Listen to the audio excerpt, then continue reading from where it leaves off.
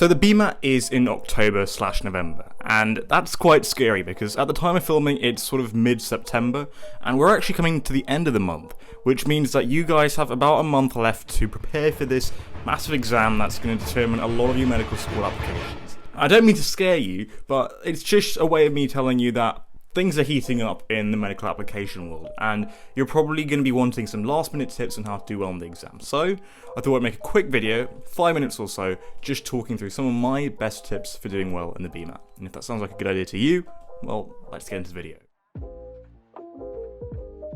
So remember first of all that when preparing for any exam, you want to try and replicate the environment that you're going to be sitting in whenever you're practicing. And the BMAT is, or was, done on pen and paper. Now, the situation is a little bit volatile, but you should definitely try and replicate the environment that you'll be sitting in. So, if it's going to be a pen and paper based exam, make sure that you're preparing on pen and paper. You can just print out any past papers that you have access to. So there are plenty of resources out there, and there's no excuse not to replicate the environment. But do make sure that you are trying to keep things similar to how it's going to be on exam day, because it makes it a lot easier. Section 1 is very similar to the UCAT. So the key to Section 1 is time management. There's going to be a huge variety of questions ranging from things like abstract reasoning style questions, to verbal reasoning style questions, to quantitative reasoning style questions, and you'll know by now your strengths in each, because you'll probably have done the UCAT. So therefore you should be timing stuff, making sure that you're doing the 2-round method, which is where you go around the paper, or section 1 in this case, very quickly, basically taking half the time you're given to go through 1 round of it. That way you know the questions that are really easy and you've probably already done them, and the questions that are relatively hard, you've got them ranked in your head in terms of which ones you can probably do and which ones are just impossible.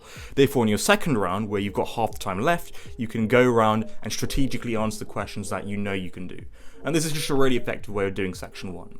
So section 2 is science-based. Remember that. It's basically GCSE level knowledge. So if you're doing a question and it seems to be quite difficult, you're probably overthinking it. All the core knowledge is actually really easy. They just word it very strangely. So before the exam, make sure you've gone through the syllabus, which is on the BMAT website. Go through it really carefully, make sure every single point you know, and if you don't know it, that's fine. There's a lot of stuff on there that might not be the specification that you studied at GCSE. Just make sure you go through that line, nothing more, nothing less either, and just make sure you've got a good grasp of that. Try some practice questions from GCSE papers on that topic, because that's the level that you're going to get in the BMAT. And again with this, make sure you're timing it properly. You don't want to reach the full time and realise that you're only about 7 questions done, because that is a world of pain. A quick tip for maths is, even if you've got a couple of weeks before the exam, prepare your mental maths. Try and just do sums in your head really quickly when you're free, and avoid using a calculator, because obviously in the BMAT you're going to have to rely on your brain most of the time. And if you're able to do quick sums, things like 12 times 12, 13 times 15, 15 times 16, really quickly in your head, you're going to be in a far better place come the exam, because you won't have to do written out multiplication. You'll be able to do it in your head. So do try and get really good at mental maths, because it's also a really valuable skill for the examination. Now section 3 is actually easier than you think, and a lot of people think that they're going to struggle to fill out that A4 paper, but in most cases people actually struggle to keep their content on that A4 paper. It's a lot less than you'd expect. It has quite widely spaced out lines, and remember that you don't actually get the whole sheet because there's a big margin for the printer to read the essay. So make sure when you're doing it that you have condensed all the information onto a plan. So when you're planning stuff out, make sure you're only including the relevant points. Make sure you learn really wide quotes. What I mean by this is you're often marked up if you use quotations or quote people or quote famous scientists or whatever. Try and learn generalizable quotes. Quotes that can be applied to a variety of topics. Things like AI, surgery, confidentiality, medicine. I know those topics sound really wide, but make sure you learn quotes that can be applied to a variety of essays. That way you cut down on the amount of memorization you have to do, and it's more likely that the quotes that you've learned will be applicable to the essay that you've chosen. Also, try and choose which topic you want to do beforehand. Most likely they give you 1 medicine style question, 1 surgery/science style question, and 1 philosophy question. Make sure you pick which one you want to do, because it makes it a lot easier when you're planning and learning your quotes. But do try and make sure that you're learning generalizable quotes.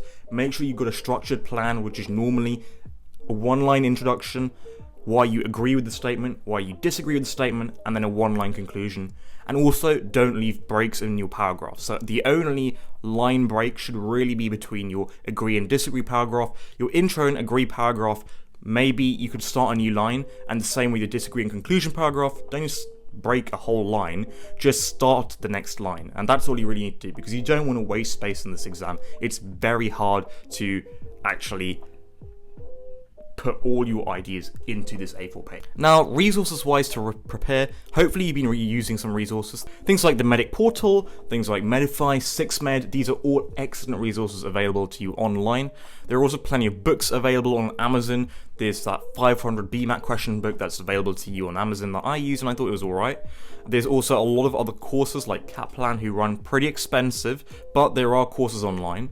And also remember that there are courses that universities run. For example, Imperial ran their PopMed conference on the 24th of September, the PopMed conference, which is normally a really good conference to go to.